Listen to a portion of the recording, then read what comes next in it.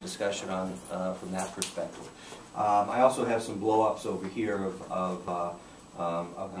which is probably about at the end of the day, it's probably about 3 inches of paper in the winter time. And then the biggest component really is the Bishka folks that were down here during a hearing, taking out his guts and what powers it to create and take us back.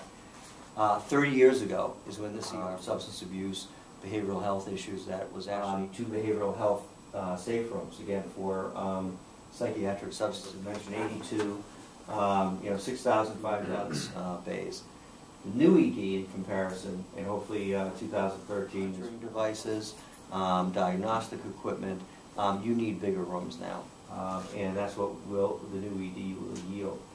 Safe rooms, we have a lack of privacy at the registration desk, which we've been cited on by CMS already. We have some architectural plans which are in your packet, and what I can do here, and we're still in ambulance entrances because the ambulances park here, but this is our patient entrance in this corner here. And to get to the MRI areas for the EMS for rescue here, what I term the rapid treatment rooms here. And these will be off of the new lobby entrance here. So ambulatory patients, walk-in patients won't admissions with inpatient and outpatient admissions. Again, thinking efficiencies, so we can have staff. You already have a revision of this plan in front of you. So this is even outdated. But this area here, the lobby area, in the cafe. So, more accommodations for some discussion on time. We had general contractor walkthroughs last week on Wednesday. I think we have 8 that we invited to look at the job, another location. We are expanding the front of the hospital, but for the new space. But we've got to have access inside the ER. I'm going to pull this off while minimizing any disruption. Project to the 6 phases. They make mobile hospitals. Probably the first step of the project to free up that big chunk of space. Absolutely, absolutely. And so we've got to get that trailer. And we're actually going to be, I'm meeting with the lead consultant there, Bob DeMont, tomorrow, less borrowing, and so, but at the same time, we also don't want to set a goal which is not achievable.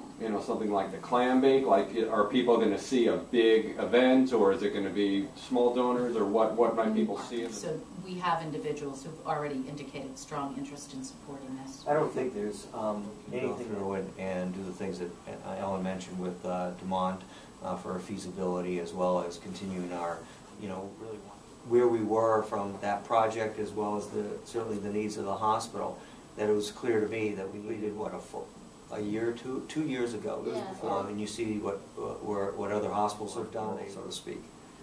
But we're excited about that location. We purchased also property, very significant.